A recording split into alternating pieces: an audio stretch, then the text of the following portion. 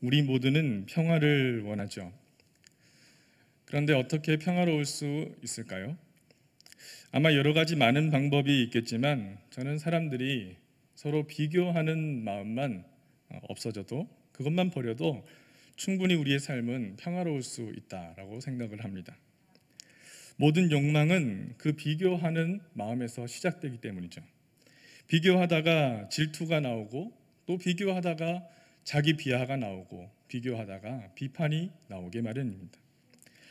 누구보다 더 행복하고 싶은 우리의 마음은 끊임없이 그 상대를 세워놓고 상대와 나를 비교하며 살아갑니다. 그리고 비교 우위에서 우리는 행복하다라고 느끼죠. 그러나 그것은 행복이 아니라 불행입니다. 이웃의 실패가 나의 행복이 될 수는 없지 않겠습니까? 이런 것들은 참된 행복이라고 할 수 없을 것입니다. 그런 면에서 성도 여러분, 우리의 삶 행복하십니까? 행복하려면 우리에게 평화가 필요하죠. 요즘 일어나는 소식들을 들어보면 우리의 삶에는, 세상에는 평화가 없는 것처럼 느껴질 때가 참 많이 있습니다. 아직도 전쟁의 고통 속에 놓여 있는 이들이 있고, 우리 사회는 왜 이다지도 시끌시끌한 일들이 많이 있는지 평화로운 일이 없어 보이기도 합니다. 그런데 나는 어떻습니까? 내 마음은 어떻습니까?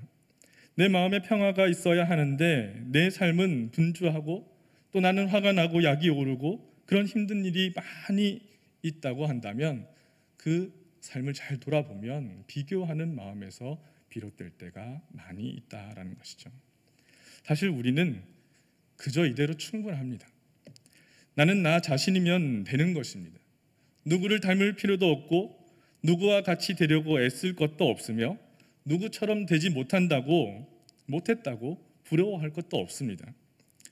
얼마 전에 교단의 총회가 열렸죠. 팬데믹 상황을 통과하면서 이 어려운 시기 가운데 교회가 해야 할 일들을 어떻게 다루고 또 잘 극복해 나가자 하는 방향을 집중적으로 모색하면 참 좋을 텐데, 사실은 그렇지 못한 부분들이 더 많이 있어서 안타까운 마음도 듭니다. 세상은 빠르게 변화하고 있는데 그 교회가, 우리 교회가, 또 한국 교회가 변화를 따라가지 못해서 교인 수는 많이 감소하고 있다라고 하는 걱정들을 많이 하고 있습니다. 앞으로 그 속도는 점점 더 빨라질지 모른다, 이렇게 예측을 하고도 있습니다. 그래서 많은 교육자들과 목회자들, 그리고 성도들은 낙심하죠. 어쩌면 지금 현실이 그런 것일 겁니다. 마치 빛이라곤 한 점 찾아볼 수 없을 만큼 우리는 그만큼 위기의 상황 가운데 놓여 있는 것이 우리의 현실이라는 것이죠. 그러나 성도 여러분, 이제 우리가 힘을 좀 내야겠습니다. 우리가 오늘 여기 모여 예배하는 것은 그렇게 낙심하고 주저앉아 있기를 바라는 것이 아닐 겁니다. 어렵고 힘든 상황 가운데서도 하나님께서 우리를 불러주셔서 희망의 노래를 부르라고 여기에 모이게 하신 줄로 믿습니다. 바울 사도는 복음을 전하다가 갇힌 자가 되었습니다. 미래를 기약할 수 없는 신세가 되었죠. 죽음이 그를 기다리고 있는 상황입니다. 그런 가봉에서 빌립보 교인들에게 편지를 쓰는데요.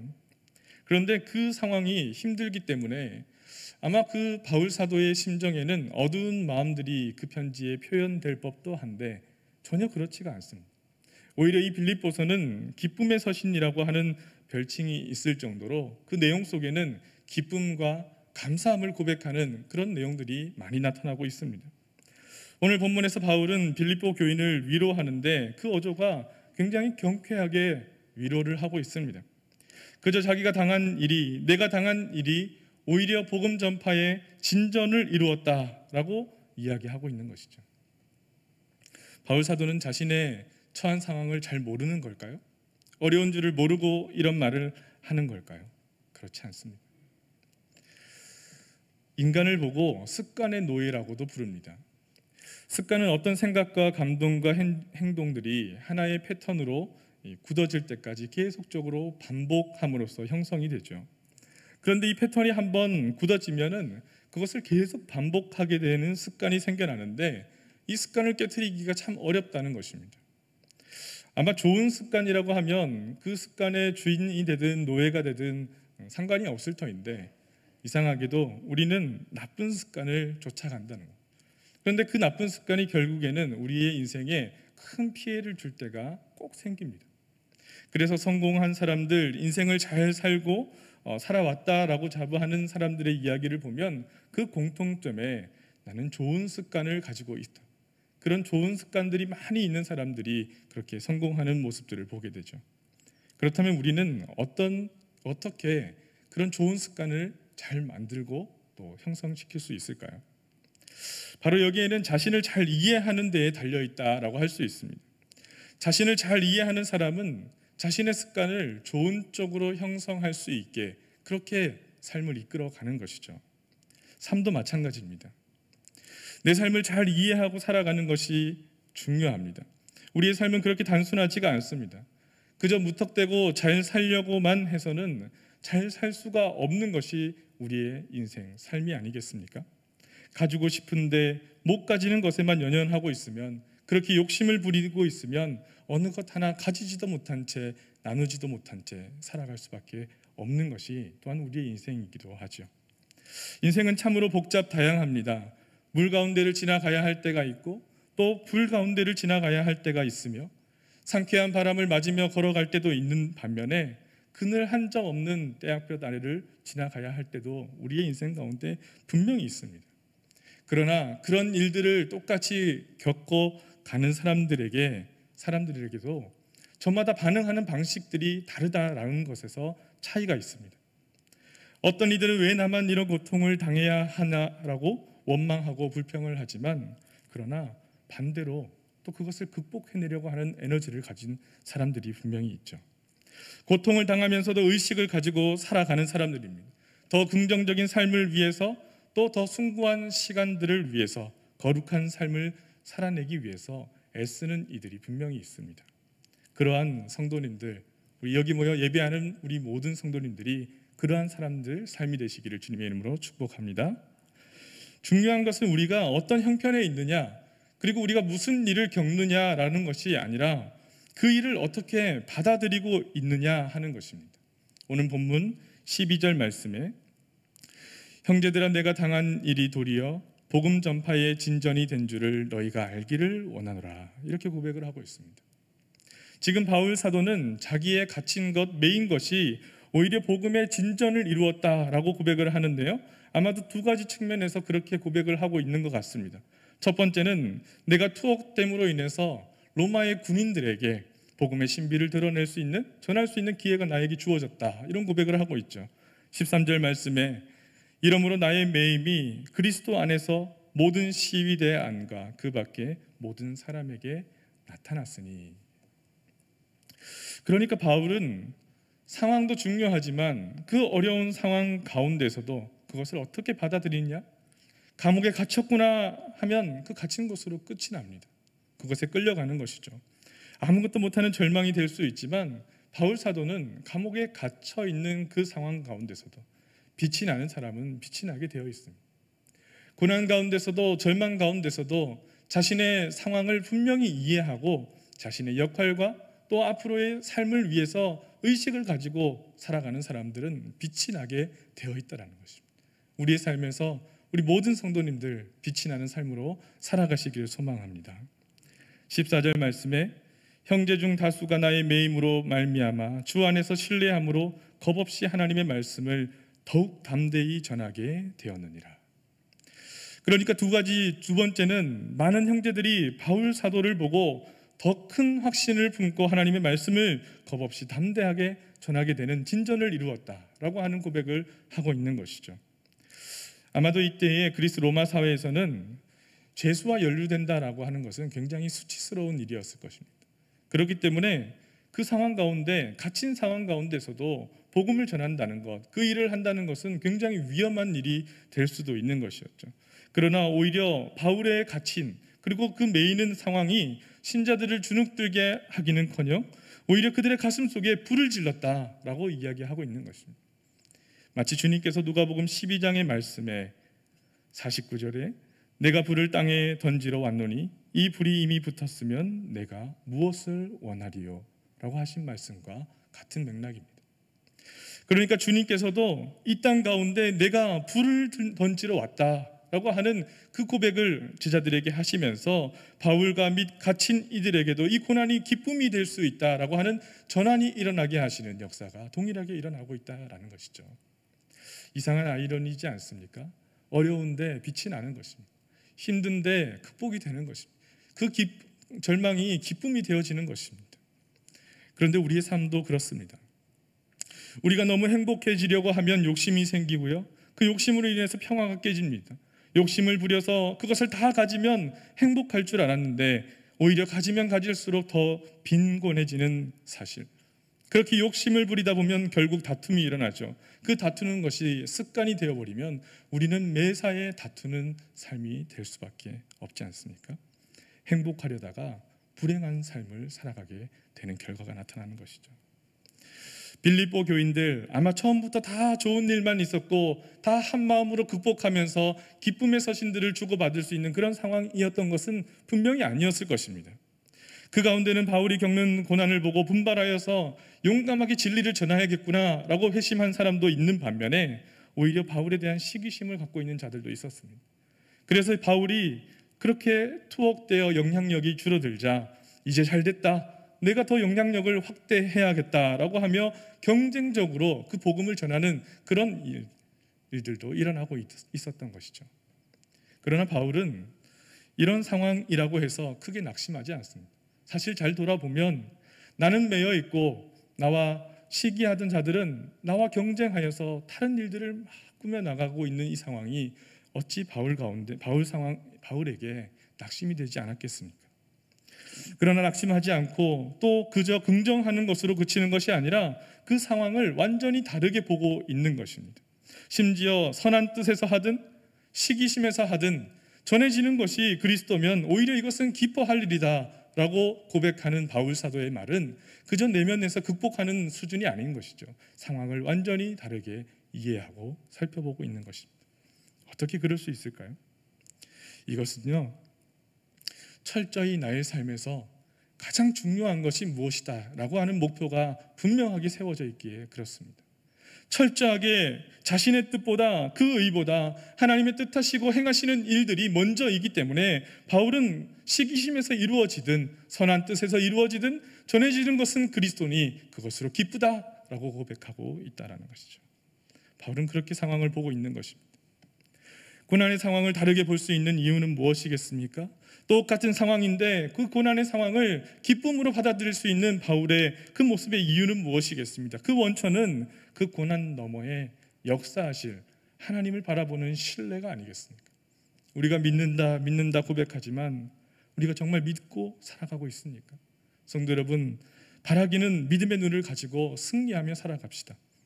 내가 당한 일이 생각지 못한 어려움이라 할지라도 우리 주님은 여전히 우리의 상황을 통해서 합력하여 선을 이루실 줄을 믿습니다. 우리는 그저 그 고난 가운데 허덕일지라도 하나님께서는 분명히 지금도 역사하십니다. 18절 말씀에 그러면 무엇이냐, 거칠애로 하나 참으로 하나 무슨 방도로 하든지 전파되는 것은 그리스도니 이로써 나는 기뻐하고 또한 기뻐하리라. 아멘. 이 바울의 고백, 여러분 이 고백을 보면 바울이 아마도 한치의 망설임도 없이 조금의 씁쓸함도 없이 그리고 내 마음속에 조금의 후회도 없이 이런 고백을 드리지는 않았을 것입니다. 아마도 조금 힘든 것도 있고 조금 아픈 것도 있고 조금 야속한 것도 있고 조금 불평할 일도 있고 조금 원망할 일도 마음속에 있지만 그러나 나는 기뻐하고 기뻐하리라 라고 하는 이 고백에 그 마음에 사로잡히지 않고 이겨내는 바울의 의지가 포함되어져 있는 것이죠. 바울은 자기 마음속에 떠오르는 씁쓸함이나 부정적인 생각이나 이 모든 것들을 하나님의 은혜 속에 내어놓는 것입니다. 이것이 그냥 되는 것은 아니겠죠. 우리가 기도하고 또 훈련하고 봉사하고 묵상하고 절제하고 인내하며 하나님께 예배하는 모든 행위는 사실은 이러한 훈련을 통해서 하나님 앞에 이것을 다 내어놓을 수 있게 하기 위함인 것입니다. 잘 살아간다는 것, 행복하게 살아간다는 것, 고난을 극복한다는 것 그냥 되는 것은 아닙니다. 어려운 상황 가운데서도 이것을 하나님께 내어놓고 기도하며 내 마음을 살피는 동시에 하나님께서 이 상황을 살펴주시기를 하나님께 온전히 내어 맡기는 연습과 훈련 가운데 하나님이 우리의 마음을 만져주셔서 우리에게 용기를 주시고 우리의 마음을 정화시켜 주시고 치유하여 주셔서 우리가 조금 더 온전할 수 있게 살아갈 수 있게 도와주시는 것 아닐까요? 바울은 그런 나의 모습을 통해서도, 이 연약한 모습을 통해서도 주님께서는 분명히 섭리하여 주셔서 이 고난 너머에 일하시고 역사하신다라고 하는 신뢰로 이 고백을 드리고 있는 것입니다. 기뻐하고 있는 것이죠. 제자들도 그러하였습니다. 사도행전 5장 41절의 말씀에 사도들은 그 이름을 위하여 능력받는 일에 합당한 자로 여기심을 기뻐하면서 공회 앞을 떠나니라, 이렇게 고백을 합니다. 그러니까 사내들인 공의회에 끌려가서 매를 맞고 풀려난 사도들이 힘들었어, 너무 힘들었어, 원망하고 불평하는 것이 아니라 예수의 이름 때문에 모욕을 당할 수 있는 이 자격을 얻을 수 있게 되어서 나는 너무나도 기쁘다라고 하면서 돌아갔다라고 하는 것입니다. 여기에서 히브리어로 기쁨을 뜻하는 단어는 하나님과의 깊은 관계에서 우러나오는 영혼의 약동이라고 그렇게 표현을 하고 있습니다. 그러니까 우리가 살아가는 동안에 힘들지만 그러나 하나님과의 깊은 관계 속에서 우리의 마음을 온전히 하나님께 내어드릴 때 하나님께서 그 마음을 보시고 만져주시고 괜찮다, 위로하시고 힘을 내라, 용기를 주시고 그렇게 인도하실 때 성도의 승리의 삶이 일어날 수 있다는 것입니다. 40년 동안 출애굽 공동체를 이끌었던 모세, 하나님께서 약속의 땅에 들어가게 해달라고 그렇게 청을 했지만 하나님은 거절하십니다. 그는 느보산 비스가 봉우리에 올라가서 앞으로 후손들이 살게 될 그 가나안 땅을 멀리서 바라보며 그때의 모세의 나이는 120세였다 이렇게 고백을 하죠. 신명기 34장 7절 말씀에 모세가 죽을 때 나이 120세였으나 그의 눈이 흐리지 아니하였고 기력이 쇠하지 아니하였더라. 성도 여러분, 여전히 나이가 들고 우리의 몸이 쇠약해지고 힘든 상황 가운데 우리가 살아간다 할지라도 하나님을 바라보고 하나님 주신 그 소망을 가지고 살아가는 성도의 삶은 그 눈은 흐리지 아니하고 기력이 쇠하지 아니하였다. 그 힘으로 우리를 살아가게 인도하실 줄을 믿습니다. 이사야 41장 말씀에 이런 말씀이 있습니다. 내가 헐벗은 산에 강을 내며 골짜기 가운데에 샘이 나게 하며 광야가 못이 되게 하며 마른 땅이 샘 근원이 되게 할 것이며, 우리 주님이 약속해 주셨습니다. 하나님은 메마른 산에서 강물이 터져 나오게 할 것이며 골짜기 가운데서 샘물이 솟아나게 할 것이요 광야를 못으로 바꾸고 그 마른 땅을 샘의 근원으로 만들어 주겠다라고 우리에게 약속하여 주셨습니다. 여러분, 이것을 믿으십니까? 우리에게 그런 믿음이 있다면 우리는 그 믿음으로 우리의 현실을 살아갈 수 있습니다. 조금 더 용기 내어 살아갈 수 있을 것입니다. 우리를 이러한 현실 속에서 그렇게 살아가게 인도하실 줄을 믿습니다. 우리의 삶이 이런 삶이 되게 주님께서 반드시 만들어 주신다 약속하신 것입니다. 우리는 바로 이 믿음을 가지고 고백하며 살아가는 사람들인 것이죠. 사랑하는 성도 여러분, 우리의 힘든 현실, 여전히 낙심할 만한 거리들이 너무나도 많습니다. 들려오는 소식에 조금 더 이렇게 하지, 조금 더 이렇게 했으면 좋았을 것을 또 이렇게 반복하며 실수를 하나 할 때마다 우리의 마음이 무너지고 또 답답하고 그런 일들이 너무나도 많지만, 그러나 복음을 전하며 기쁘게 우리가 해야 할 일들을 시작해야 합니다. 우리는 넘어지고 실패하고 절망할지라도 하나님의 일들은 계속 진행되고요, 하나님께서는 살아 역사하여 주셔서 이 땅의 평화와 기쁨을 위해 하나님께서는 계속적으로 일하실 줄을 믿습니다. 한 주간 우리의 삶을 어떻게 살아가시겠습니까? 우리의 삶 또 낙심하며 힘들어하며 또 슬퍼하며 좌절하며 살아갈 수는 없지 않겠습니까? 하루하루 힘을 내어서 힘과 뜻과 용기와 지혜를 다해서 하나님의 공의로운 사회, 그리고 평화로운 사회, 기쁨이 넘쳐나는 나의 삶, 나의 가정, 우리의 세상을 만들기 위해 더욱더 최선을 다해서 노력하며 살아가시는 성도의 거룩하고 귀한 삶이 되시기를 주님의 이름으로 축원합니다. 기도드리겠습니다. 우리의 삶을 인도하시는 하나님 아버지, 여전히 어렵고 힘듭니다. 하나님, 여전히 우리가 지혜가 부족하고 사랑이 부족합니다. 우리는 넘어지고요, 실망합니다. 그러나 하나님, 우리의 삶을 붙잡고 계셔서 하나님의 역사는 계속해서 이루어지고 일어날 줄을 믿습니다. 이 땅의 평화와 기쁨을 부어주시고 함께 하실 주님을 바라보며 용기 내어 지혜를 하나님 구하고 하나님의 공의와 평안을 위해서 노력하며 살아가는 귀한 성도의 삶이 되게 축복하여 주시옵소서. 하나님께서 꼭 그리 우리와 함께 동행하실 줄을 믿고 의지하며 예수님의 이름으로 기도하옵나이다.